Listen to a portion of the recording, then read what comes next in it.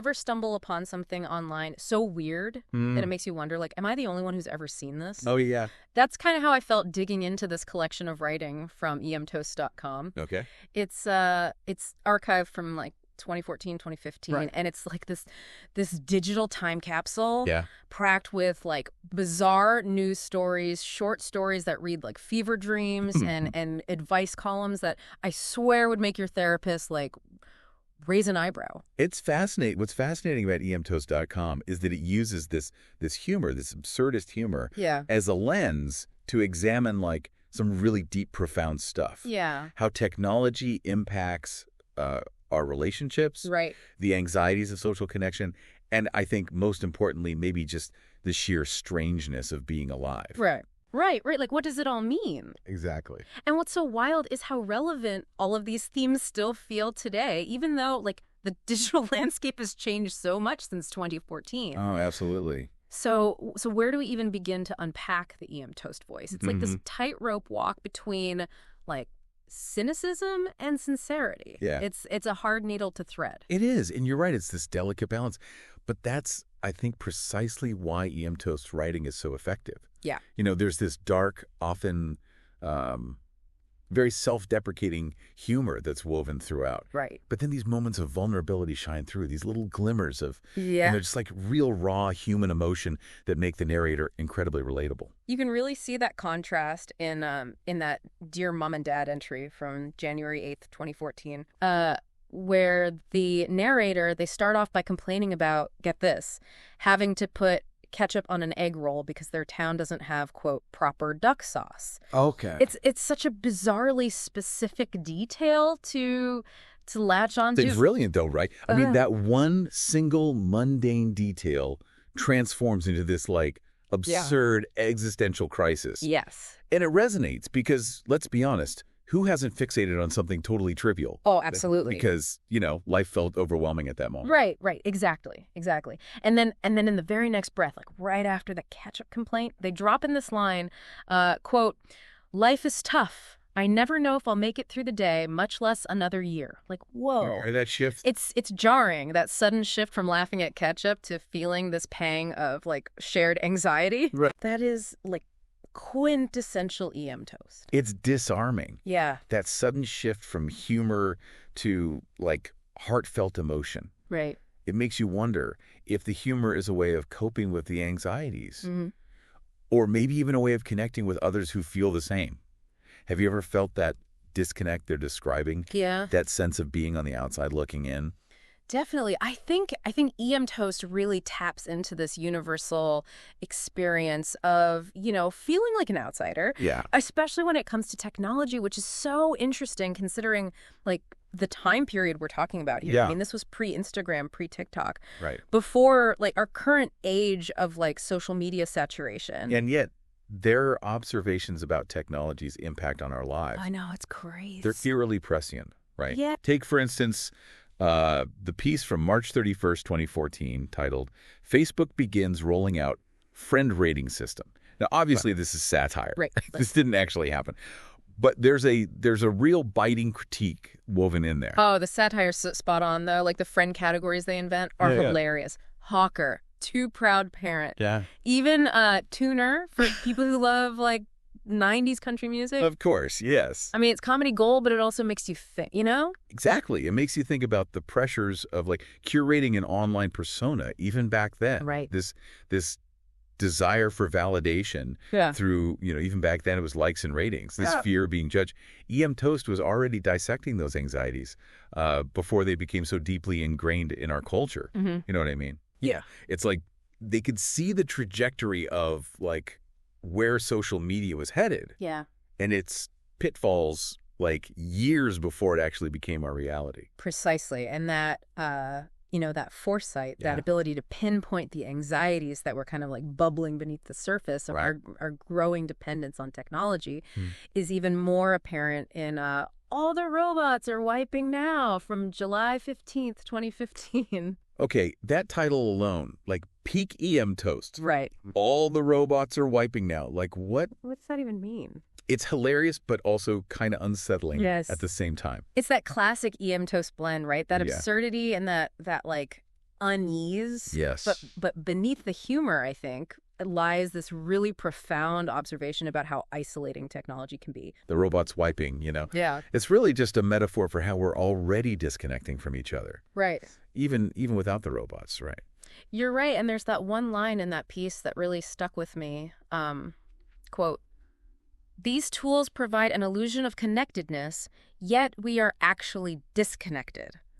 Like, it's incredible how they nailed that feeling back in 2015 before, like, the metaverse was even a blip on the radar. It's wild. It speaks to their remarkable ability to use humor to highlight these uncomfortable truths. Yeah. You know? Yeah. It's not just social commentary. It's like social prophecy. Right. Wrapped in this layer of wit and absurdity. Totally. And EMToast's talent for social commentary isn't confined to, like, their musings on technology. They also have this knack for shining a light on the absurdity of, like, just everyday life through their short stories, you know. Absolutely. Their stories are like little windows into these parallel universes where the mundane is just slightly askew. Yes. Like, for example, Dead Bear Obsession Threatens Reality. Okay. From January 9th, 2014. Okay. The premise itself is so outlandish, right? Yeah. People seeing dead bears everywhere they go. Right. But it's not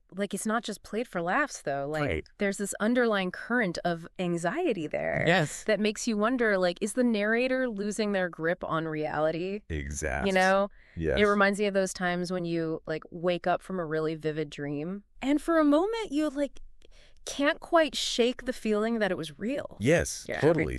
EMToast has this incredible ability to tap into those, like, unsettling thoughts and feelings that I think we all have, you know, lurking just beneath the surface. Right. They take these mundane anxieties of daily life and they amplify them through these absurd and often hilarious narratives. And they do it with such a straight face, too. Yeah. Like in Godzilla of the Parking Lot. Yes. Or he wouldn't eat the candy. Like, every story is so strange and unexpected, but also, like, oddly relatable. Yes, and that's the genius of their approach, right? Right. They're using the absurd to highlight the inherent strangeness of our own routines and anxieties. Yeah. It makes you step back and look at everyday life from a completely different perspective. It's like they're holding up, like, a funhouse mirror to reality. Yeah. Like, in Why You Can't Buy Grape Ice Cream from February 19th, 2014. Yeah.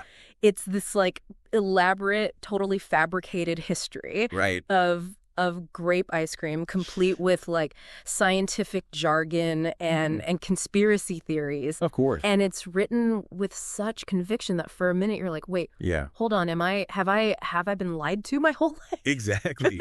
It makes you question everything. It really does. You thought you knew about ice cream. Right. And it makes you wonder, like, what other seemingly mundane aspects of our lives might seem, like, utterly absurd to someone, you know, observing from the outside. And that brings us to what I consider one of the most intriguing and potentially unsettling parts of EMToast.com, the Ask the Doctor column. Ah, yes, Ask the Doctor. The land of outlandish problems. Yes. And even more outlandish advice. Yes. This is where EMToast's dark humor, I think, really takes center stage. Yeah, it's like social commentary disguised as an advice column. Yes. But it's never clear if the doctor is, like, a satirical figure, you know? Chief for real. Like, are they dispensing, like, tongue-in-cheek wisdom? Yeah. Or is there, like, a genuine attempt to offer guidance amidst the absurdity? You know, it's hard to tell. It's unclear. And I kind of like that, you know? Yeah. Keeps you guessing. Take, for instance, the entry from March 15th, 2015. Right. Mom ignores child to talk on the phone. Yeah. The scenario itself is, like, sadly relatable, right? Oh, absolutely. Like, a child feels neglected because their mother is just, like, glued to her phone. Right. And what's the doctor's solution? Run away from home. Run away from home. Yeah. Like, on the surface, it's ludicrous. Right. But there's this, like, darker truth embedded in that response. Yes. It's a commentary on how technology can create this distance, this disconnect within families. Exactly. And then there's, like, the chillingly pragmatic advice offered in You Will Be Horror Struck from February 14th, 2015. Yeah. Yes. The doctor's suggestion to, like, basically harden your emotions. Yeah. To cope with, like, the world's harsh realities. Right. It's both disturbing and oddly resonant. Yes. In today's world. It speaks to that emotional armor that I think we all construct to navigate a world that often feels overwhelming and chaotic. Right. And I think EMToast is forcing us to ask ourselves, like, is this emotional detachment? Right. Coping mechanism? Yeah. Or is this like a symptom of a much larger societal problem? Right, exactly. Because, like, they're saying, look, the world is this strange and often unsettling place. But maybe if we can find the humor in it, we can learn to cope with it a little better. Precisely. EMToast's work isn't just about pointing out the absurdity of it all. Right. It's about encouraging us to find the humor. and maybe even a glimmer of hope within the chaos. Yeah, and it's that like unique blend of humor, pathos, social commentary that makes their writing so compelling, you know? Oh, absolutely. It's not just funny, it's thought-provoking. It stays with you. It stays with you, long after you've finished reading. EMToast's work, I think, reminds us that even in the midst of all this absurdity, there's room for profound observation and genuine human connection. Yeah. It's a call to embrace the weirdness of life. Yeah. To find the humor in the darkness. Right. And to never stop, like, questioning the world around us. So as we emerge from this deep dive into the wonderfully weird world of EMToast.com. It's a weird world. What would you say is, like, the biggest takeaway for our listener? I think the biggest takeaway is that EMToast's work serves as this poignant reminder that even in our, increasingly digital age, the anxieties and the absurdities of the human experience remain remarkably consistent. Yes. And their writing, it encourages us to confront those anxieties, to find the humor in the mundane, and to never lose sight of our shared humanity. That's beautifully put. It's like EMToast is holding up this distorted mirror to society, right? Yes. Reflecting our anxieties and our absurdities. Back at us. Yeah. So this unique blend of humor and insight. And maybe by recognizing ourselves in that distorted reflection, we can begin to navigate the complexities of the human experience with a little more self-awareness. Right. And maybe even a bit more grace. I love that. Well, one last thought to leave with our listener. Okay. EMToast often wrote about feeling like an outsider in a world increasingly driven by online personas, where social media often, like, really amplifies feelings of isolation. Yes. Do you think it's becoming easier or harder? It's the question. To genuinely connect with others and maybe more importantly, with ourselves. Yeah. It's something to think about.